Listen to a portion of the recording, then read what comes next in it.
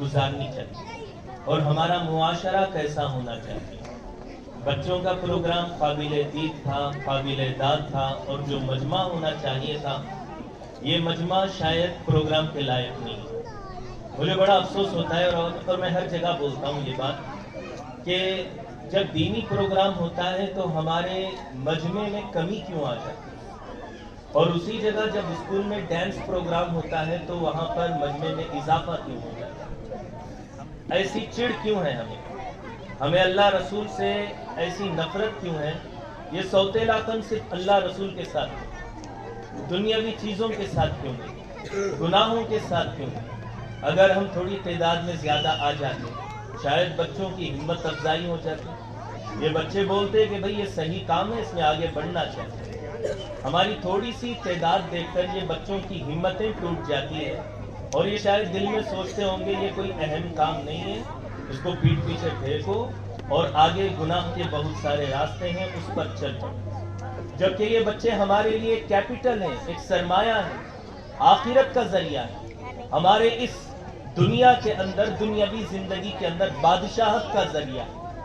اللہ تعالیٰ نے پہلے پارے کے اندر فرمایا انی جاعل فی الارض خلیفہ. فرشتوں سے مشورہ کرتے ہوئے اللہ نے کہا میں زمین میں خلیفہ بنانا چاہتا ہوں. یہ نہیں کہا میں انسان بنانا چاہتا ہوں، یہ نہیں کہا میں غلام بنانا چاہتا ہوں، یہ نہیں کہا کہ میں بھکاری بنانا چاہتا ہوں. فرمایا خلیفہ بنانا چاہتا ہوں. اور آپ لوگ تمام کے تمام جانتے ہیں خلیفہ کہتے ہیں کس کو. انسان کی پیدائش کا ایک مقصد ہی یہی ہے، خلیفہ بنانا، بادشاہ بنانا، رول کرنے والا بنانا. یہ اللہ تعالیٰ نے مقصد بنا کر بھیجا تھا اور اسی مقصد کے لیے پورے کے پورے انبیاء آئے. آخری نبی حضرت محمد صلی اللہ علیہ وسلم آئے، 20 پر 3 سال والی زندگی گزاری. جب انتقال ہوا تو سب سے پہلا خلیفہ حضرت ابو بکر صدیق. انی جاعل فی الارض خلیفہ، فرشتوں میں زمین میں خلیفہ بناؤں گا. پھر دوسرا خلیفہ حضرت عمر رضی اللہ تعالیٰ عنہ، تیسرا خلیفہ حضرت عثمان، چوتھا خلیفہ حضرت علی رضی اللہ تعالیٰ عنہ. وہی خلافت عثمانیہ چلتی گئی. آپ حضرات کو تو معلوم ہے ماشاءاللہ ہمارے مسلمانوں نے اتنی ترقی کی اس زمانے میں. انگریز لوگ، رومن امپائر والے گورے لوگ اپنے سکوں میں لا الہ الا اللہ محمد الرسول اللہ لکھتے تھے. کیوں؟ تاکہ مسلمان بادشاہ ہم سے خوش رہے، ان کو امپریس کرنے کے لیے، ان کو متاثر کرنے کے لیے. تو میں یہ کہنا چاہتا ہوں اللہ تعالیٰ نے خلیفہ بنانے کے لیے ہمیں یہاں پر بھیجا ہے، رول کرنے کے لیے ہم لوگوں کو یہاں پر بھیجا ہے. ہمیں پلے کارڈ لے کر ٹاؤن ہال کے پاس کھڑنے کے لیے یا بھیک مانگنے کے لیے ہمیں جینے دو، ہمیں ہمارا حق دو، ہمیں رائٹس دو، یہ نہیں چلے گا، وہ نہیں چلے گا، ہمیں آزادی کے ساتھ جی، اس کے لیے نہیں بھیجا. مسلمان خلیفہ بنتا ہے، سارے کے سارے مذہب والے سکھ شانتی کے ساتھ زندگی گزارتے ہیں، سکھی ہو کر، سارے غم بھلا کر، بڑے راحت و سکون کے ساتھ، آرام کے ساتھ زندگی گزارتے. انسان تو انسان، جانور بھی امن و امان والی زندگی گزارتے. وہ ہے نا حضرت عمر رضی اللہ تعالی عنہ جب رات میں مدینے کے چکر لگا رہے تھے، کسی صحابی نے پوچھا آپ وقت کے بادشاہ ہیں، خلیفہ ہیں، چاہیے تو یہ تھا کہ نرم گرم بستر پر آپ آرام فرماتے. یہ سب دیکھنا واچ مین کی ذمہ داری ہے، گورکھوں کی ذمہ داری ہے، آپ کی نہیں. حضرت عمر رضی اللہ تعالی عنہ فرماتے ہیں کہ کہیں مدینے کا کتا بھوک کے مارے جان دے دے تو اللہ قیامت کے دن میرا کالر پکڑ لے گا. عمر تیری خلافت میں میرے بے زبان کتے نے بھوک کے مارے جان دے دی اور تو سوتا رہا. یہ حکومت کے لیے اللہ تعالیٰ نے ہم لوگوں کو پیدا کیا ہے، رول کرنے کے لیے، خلیفہ بننے کے لیے. اب وہ خلیفہ بننے کے لیے سب سے پہلی چیز کی کیا ضرورت ہے؟ وہ چیز ہے دینداری. ہمارے بچے، یہ ہمارا سرمایہ ہے دینداری کا. یہ ہمارے مرنے کے بعد بھی ساری نیکیاں ہمارے قبر میں ٹرانسفر ہونے کا ذریعہ ہے. سارا ثواب ہمارے اکاؤنٹ میں ٹرانسفر ہوتا رہے گا اس وقت تک جب تک ہمارے بچے دیندار رہیں. اور ہمارے بزرگان دین نے فرمایا تھا مرد دیندار بنتا ہے، دین گھر کی دہلیز تک پہنچتا ہے. عورت دیندار بنتی ہے، دین گھر کے اندر پہنچتا ہے. لیکن جب بچہ دیندار بنتا ہے تو دین خاندانوں تک پہنچتا ہے، نسلوں تک پہنچتا ہے، پیڑھیوں اور پشتوں تک پہنچتا ہے. پہنچتا ہے. اب آپ بتائیے ہمیں کوشش کس بات کی کرنی چاہیے؟ یہ دین صرف ہماری بیڈ روم کی حد تک رہے, ہمارے کچن تک پہنچے, یا ہمارے ہال تک پہنچے, یا ہماری نسلوں تک پہنچے. اس لیے بچوں کا دیندار بنانا بہت زیادہ ضروری ہے, اور وہ بھی اسی عمر میں. یہ ہرگز ڈسکس نہ کریں, اپنے وہ خیالی پلاؤ نہ بنائیں. 15 سال کے بعد دیکھتے ہیں بھائی, 15 سال کے بعد, تب تک اسکول میں پڑھنے دو, تب تک انگریزی تعلیم حاصل کرنے دو. 15 سال کے بعد یہ قرآن اور سنت پڑھے گا نہیں, آپ کو الٹا پٹی پڑھائے گا. ابا جان ایسے نہیں رہنے کا, یہ نیا لائف سٹائل ہے. پھٹے ہوئے کپڑے پہننے کا, یہاں سے بال اڑانے کا, وہاں سے بال لمبے چھوڑنے کا, جانوروں جیسی زندگی گزارنے کا. ابا جان انسانوں والی زندگی یہ 1450 سال پہلے والی زندگی ہے, اس کو طلاق دو. اس انسانیت کی زندگی کو چھوڑ دو, جانوروں والی زندگی گزارو. چلتے پھرتے کھاؤ جس طرح کتے کھاتے ہیں, گدھے کھاتے ہیں. ابا جان دسترخوان بچھانا یہ پورا بیکورڈ لوگوں کا کام ہے, یہ سب دقیانوس لوگوں کا کام ہے, یہ سب پچھڑے لوگوں کا, گری ہوئی ذات لوگوں کا کام ہے. یہ ہمارے بچے ہم لوگوں کو پٹی پڑھائیں گے. اس لیے بچوں کو دیندار بنانا ہے اسی عمر میں. حضرت نے کہا نا, مولانا شاہد صاحب نے کہا تھا, کدو کی بیل ہے, گٹر کی طرف رکھو گے گٹر کی طرف جائے گی, ٹیرس کی طرف رکھو گے اوپر میناروں کی طرف جائے گی, بلندی کی طرف جائے گی. بچے کو آپ جیسا بناؤ گے یہ بچہ ویسا ہی بنے گا. اور یہ دینداری دینا بچوں کو کس کا کام؟ آپ کا کام, یہ آپ کا کام. جو چیز آپ دیں گے یہ بچے لیں گے. ہارون رشید کا ایک قصہ ہے, بہت بڑے بادشاہ گزرے. ہارون رشید کو ایک مرتبہ شکار کی سوجی.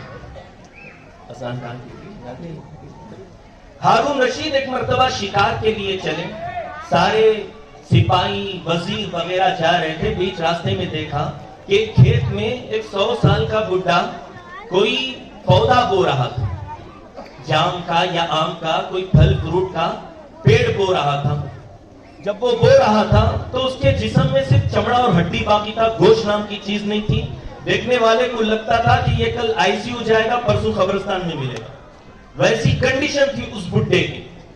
ہارون رشید نے اس بڈھے کو دیکھ کر کہا, کتنا بے وقوف, نالائق, احمق اور ناسمجھ بڈھا ہے, اتنا بھی نہیں سمجھتا. آج یہ پودا بو رہا ہے, یہ پودا بڑا ہو کر جھاڑ بنے گا 4-5 سال کے بعد, 6-7 سال کے بعد, اور یہ 3 دن میں ہی لڑک جائے گا.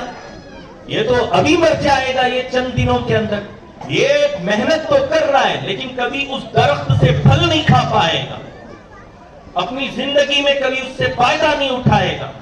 جب بڈھے کے کان سے بات ٹکرائی, بڈھا پلٹ کر بولنے لگا, بادشاہ سلامت, گستاخی ماں, میں نے آپ کی بات سن لی. بادشاہ نالائق, بے وقوف, احمق میں نہیں آپ ہیں. ہارون رشید بادشاہ پریشان, بھائی میں کیسے بے وقوف ہو گیا, میں نے تو تجھے بڑی عقل مندی والی بات کہی تھی, معقول بات کہی تھی. بڈھا بولنے لگا, بادشاہ سلامت, اگر آپ کی یہ سوچ اور سمجھ سارے انسانوں کو مل جاتی تو شاید آج ہمیں غلہ اناج کھانے کے لیے نہیں ملتا. کیونکہ ہمارے باپ دادا سب کچھ یا شیخ اپنی دیکھ بول کر کھا کر نکل لیتے, ہمارے لیے کیا چھوڑتے؟ نہ فروٹ ملتا, نہ ویجیٹیبل ملتا, نہ غلہ اناج چاول گیہوں کچھ نہیں ملتا. ہارون رشید بادشاہ کو اس بڈھے کی بات پسند آ گئی. ہارون رشید بادشاہ نے کہا, واہ کیا بات کہی ہے. اور ہارون رشید کا اصول تھا, اس کو کوئی پوائنٹ والی بات مل جاتی تو بات کرنے والے کو 10,000 اشرفیاں دیتے.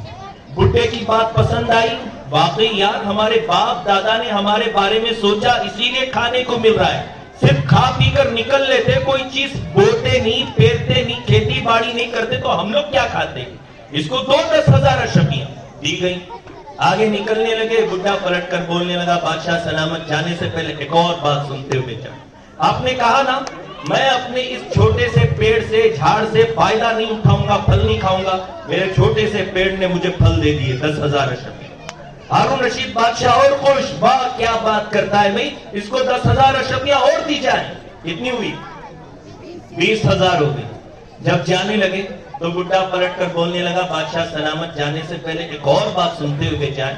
آپ نے دیکھا ہوگا ہر آدمی کا جھاڑ اور درخت سال میں ایک بار سیزن اور موسم آتا ہے تو پھل دیتا ہے. میرے چھوٹے سے پودے نے منٹوں کے اندر کھڑے کھڑے 2 مرتبہ پھل دے دی. بادشاہ نے کہا پوائنٹ ٹو بی نوٹڈ. ٹھیک ہے, بڑی زبردست بات کہی, اس کو 10,000 اشرفیاں اور دی جائے. اور وزیر کے کان میں ہارون رشید بادشاہ بولنے لگے, دیکھو بھئی چپ رستہ ناپ لو, بڈھا بڑا چالاک ہے, بھیکاری بنا کر دم لے گا. اس واقعے سے ہم لوگوں کو ایک سبق یہ ملتا ہے, ہم جو چیز چھوڑیں گے بچوں کو وہ ضرور ملے گی. ہم مر رہے ہیں, مال چھوڑ کر گئے, بچہ مالدار بن گیا. جاگیر چھوڑ کر گئے, بچہ جاگیردار بن گیا. زمین چھوڑ کر گئے, بچہ زمیندار بن گیا. دنیا چھوڑ کر گئے تو بچہ دنیا دار بھی بن گیا. اگر تھوڑا سا دین بھی چھوڑ کر چلے جائیں گے تو بچہ دیندار بھی بن جائے. اس لیے دین ضرور چھوڑ کر جاؤ اپنے گھروں کے اندر. بھلے گھروں کے اندر ٹی وی نہ ہو, مصلے ہونے چاہیے, قرآن مجید ہونی چاہیے, تلاوت کلام پاک چلنی چاہیے, دینداری ضرور ہونی چاہیے. اور وہ بھی اسی عمر میں. ہم لوگ سمجھتے ہیں یہ چھوٹا سا بچہ یہ پڑھ لکھ کے کرے گا, اس کو سمجھ نہیں, کوئی شعور نہیں, کوئی فیلنگ نہیں, کوئی احساس نہیں ہے, اس کو کوئی بات سمجھ نہیں سکتا. اس لیے اس زمانے میں, اس عمر میں ہم اس عمر کو چنگاری سمجھتے ہیں. اور آپ کو پتا ہے چنگاری ہی کبھی کبھی پورے گھر کو جلانے کا کام کرتی ہے, کبھی کبھی پورے کھیت کو جلانے کا کام کر دیتی ہے. یہ چنگاری بھلے ہے لیکن اس کو بجھانے کے لیے آپ کو فائر بریگیڈ کو فون کرنے کی ضرورت نہیں ہے, آپ کو 1 ٹن کی پانی کی ضرورت نہیں, 1 کپ پانی کی بھی ضرورت نہیں ہے. 1 قطرہ پانی لو, چنگاری میں ڈالو, چنگاری ختم. آپ نے چھوڑ دیا, چنگاری ہے, چلنے دے, چھوڑ دے. وہی چنگاری شعلہ بنتی ہے, ہوتے ہوتے آگ بن جاتی ہے, آپ کے سارے کھیت کو, سارے گھر کو جلا کر راکھ کر دیتی ہے. وہی چھوٹی سی چنگاری. اس لیے ان بچوں کو چنگاری مت سمجھو. یہ آئندہ چل کر ہمارے مساجد اور مدارس کے لیے, اسلامی شعار کے لیے, دین کے لیے, مدارس کے لیے, ساری مسلمان قوم کے لیے بدنام کرنے کے لیے کافی ہو جائیں گے. یہی بچے. میں ہمیشہ ایک لطیفہ سناتا ہوں, ہم نے کتابوں میں پڑھا تھا. ایک صاحب تھے, گئے قربانی کا جانور لینے کے لیے. راستے میں مولوی صاحب ملے, پوچھے بھائی صاحب کدھر جا رہے ہو؟ وہ صاحب بولنے لگے حضرت قربانی کا ٹائم آ رہا ہے, بقرعید آ رہی ہے, قربانی کا جانور لینے کے لیے جا رہا ہوں. اچھا ایسی بات ہے, دیکھو بھائی ہمارے نبی کی سنت تھی, نبی کا طریقہ تھا, جب بھی کسی کام کا ارادہ کرتے تو انشاءاللہ بولتے تھے, تم بھی انشاءاللہ بول لو. تو وہ صاحب بولنے لگے حضرت میں انشاءاللہ نہیں بولتا, میرے پاس پے ٹی ایم ہے, اے ٹی ایم ہے, پیسہ ہے, ویسا ہے, سب کچھ ہے, میں انشاءاللہ نہیں بولتا, میں ان بکواس باتوں کو نہیں مانتا. انہوں نے کہا ٹھیک ہے بھائی تم نکلو. وہ نکل لیے, جانور خرید لیا. اب جیب میں ہاتھ ڈالا تو پیسے کی تھیلی غائب. بیچ راستے میں کسی چور نے وہ تھیلی مان لی. اتنا صدمہ پڑا ان کو انشاءاللہ نہیں بولنے کی وجہ سے, وہ ڈپریشن میں چلے گئے. وہ پاگل پنتی میں جب بھی بات کرتے تو ہر لفظ, ہر سینٹنس, ہر ورڈ کے ساتھ انشاءاللہ انشاءاللہ لگا کر بات کرتے تھے. تیسرے دن مولوی صاحب ملے, پوچھے بھائی صاحب جانور خرید لیا؟ اب وہ صاحب بول رہے ہیں مولوی صاحب انشاءاللہ میں انشاءاللہ بازار انشاءاللہ جا رہا تھا, انشاءاللہ راستے میں انشاءاللہ چور نے انشاءاللہ تھیلی انشاءاللہ مار لی انشاءاللہ. مولوی صاحب نے بڑا اچھا جواب دیا. مولوی صاحب بولے بھائی صاحب اگر وقت پر ایک بار انشاءاللہ بولتے نا, آج 1000 بار انشاءاللہ بولنے کی ضرورت نہیں پڑتی. اگر آج ہم لوگوں نے ان چھوٹے سے بچوں کو دیندار بنا دیا تو ان کے بڑے ہونے کے بعد ان کے تھپڑ کھانے کی ضرورت نہیں پڑے گی, ان کے لات اور مکے کھا کر مسجد کے سیڑھیوں پر بیٹھ کر خون کے آنسو بہانے کی ضرورت نہیں پڑے گی. ہمیں بزرگوں کے گھروں میں, اولڈ ایج ہوم میں, ریٹائرڈ ہوم میں جا کر زندگی گزارنے کی ضرورت نہیں پڑے گی. اس لیے اگر تربیت ملے گی تو مکتب کے ساتھ جہاں تعلیم مل رہی ہے وہیں پر تربیت. مجھے اسکول کی تعلیم سے کوئی اعتراض نہیں, مجھے اعتراض ہے اسکول کی تربیت سے, اسکول کی تربیت سے اعتراض. ہمارے ڈاکٹر اقبال جنہوں نے سارے جہاں سے اچھا ہندوستان ہمارا لکھا تھا, انگریزوں کے ٹائم پہ انہوں نے انگریزوں کے سسٹم کو دیکھا, انگریزوں کے سلیبس کو دیکھ کر, ان کے پورے چال چلن کو دیکھ کر اس وقت ایک شاعری کہی تھی جو آج ہمیں صاف نظر آ رہی. انہوں نے کہا تھا عام ہوگی عاشقی کالج کے عرض و طول میں, لیلا اور مجنو نظر آئیں گے ہر اسکول میں. نظر آ رہا ہے آپ سب کو؟ بنک مار کے کلٹی مار کے یہ کیفے کافی ڈے میں کیا کر رہے ہیں؟ ان کو تو لیکچر سننا تھا نا پروفیسر کا. یہ ٹائم پہ یہ کبن پارک میں لال باغ میں کیا کر رہے ہیں؟ یہ ٹیوشن کیوں نہیں جا رہے ہیں؟ یہ کمپیوٹر کلاس میں کیوں نہیں ہے؟ آج ہمیں صاف نظر آ رہا ہے. کیوں؟ کو ایجوکیشن، کو ایڈ جس کو بولتے ہیں نا، کو ایجوکیشن. لڑکے لڑکیاں مل کر سب تعلیم، آگ بھی وہی پیٹرول بھی وہی، دونوں چیزیں وہاں پر. آگ تو لگنی ہے. کووڈ اتنا خطرناک نہیں ہے جتنا کووڈ خطرناک ہے. کووڈ صرف آپ کی جان خراب کرے گا، کووڈ آپ کا ایمان خراب کر دے گا. سمجھے؟ اس لیے مجھے تربیت سے اعتراض ہے، تعلیم سے اعتراض نہیں ہے. اسکول کے اندر جو تعلیم دے رہے ہیں وہ وہی تعلیم ہے جو میرے محمد عربی صلی اللہ علیہ وسلم نے دی. آپ مدینے کی اٹھا کر مسجد نبوی کو دیکھ لو. جب 1450 سال پہلے فلیش بیک میں جاؤ، جب پورے مدینے کے اندر کسی صحابی کے پیٹ میں درد ہوتا، سر میں درد ہوتا، تو اس زمانے میں کوئی ہاسپٹل نہیں تھا، کوئی کلینک نہیں تھی، صرف ایک ہی ہاسپٹل تھا، مسجد نبوی. اور اس ہاسپٹل کا ایک ہی ڈاکٹر تھا، حضرت محمد صلی اللہ علیہ وسلم. سمجھے؟ کوئی فیملی میٹر ہوتا، کوئی کیس ہوتا، کسی کا مسئلہ سلجھانا ہوتا، میاں بیوی میں لڑائی جھگڑا ہو جاتا، اس وقت کوئی سپریم کورٹ نہیں، کوئی ہائی کورٹ نہیں، صرف مسجد نبوی ہوتی. اور اس مسجد نبوی کا ایک ہی جج ہوتا جس کو میں اور آپ حضرت محمد صلی اللہ علیہ وسلم کے نام سے یاد کرتے ہیں. مسجد نبوی بنانے کے لیے کوئی آرکیٹیکچر نہیں، کوئی انجینئر نہیں، کوئی میستری نہیں. میرے نبی کریم صلی اللہ علیہ وسلم ملے. باہر سے دشمن کوئی حملہ کرتا، کوئی پولیس اسٹیشن نہیں، کوئی ملٹری ہیڈ کوارٹر نہیں، کوئی کمانڈو نہیں، کوئی سپہ سالار نہیں، صرف اور صرف حضرت محمد صلی اللہ علیہ وسلم مل گیا. تعلیم تو نبی کریم صلی اللہ علیہ وسلم نے دی ہے، علم تو ہمارے نبی نے دیا ہے، لیکن ساتھ میں تربیت بھی دی ہے. تربیت کیسے ہوگی؟ قرآن مجید کے ذریعے سے ہوگی. آج ہم نے قرآن مجید کو چھوڑ دیا، اللہ تعالیٰ نے ہمیں چھوڑ دیا. جاؤ مرو مرو، تم نے میرے قرآن کو پیٹ پیچھے چھوڑا، آج ہم تم کو پیٹ پیچھے چھوڑ دیں گے. دنیا ٹھوکر مارے. جارج بیڈناٹ شو نے کہا تھا، انگریز ہے، وہ کہتا ہے کہ میں نے قرآن مجید کا مطالعہ کیا، اسٹڈی کیا، مجھے ایسا لگا کہ پوری دنیا کے اندر قرآن کی طرح کوئی کتاب نہیں ہے، اس سے بہتر کوئی کتاب نہیں ہے. لیکن میں نے مسلم کمیونٹی کو بھی دیکھا، ساری قوموں کا جائزہ لیا، اس میں مسلمان قوم کا بھی جائزہ لیا. میں آخر اس ریزلٹ پہ پہنچا، نتیجے میں پہنچا کہ ساری قوموں میں سب سے بدتر اور گری ہوئی قوم مسلمانوں کی قوم ہے. کیوں؟ ہم نے قرآن مجید کو چھوڑ دیا.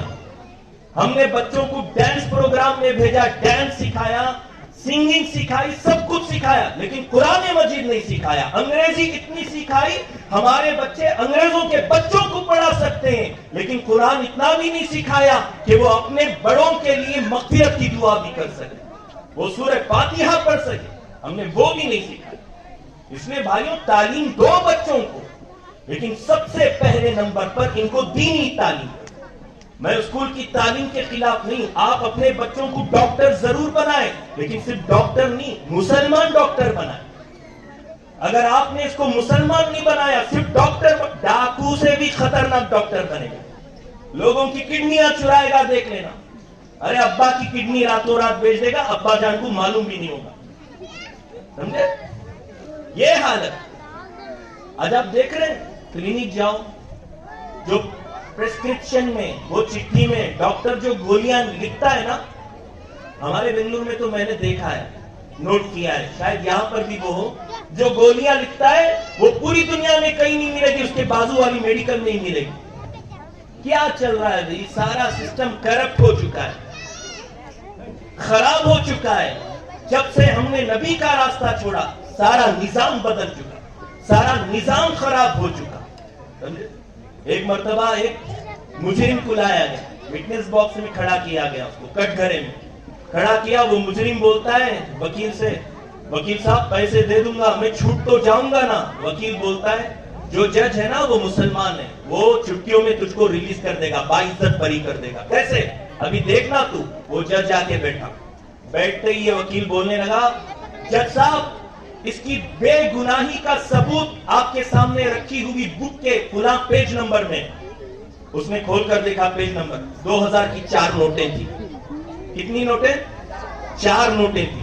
اب جج صاحب بولتے ہیں بالکل ایسا ہی ثبوت ایک اور چاہیے تب میں اس کو باعزت بری کروں گا. اب بتائیے انصاف کہاں سے ہے؟ اس لیے جو کچھ بھی بنائے مسلمان بنائے. اذان ہونے دیں, اذان کے بعد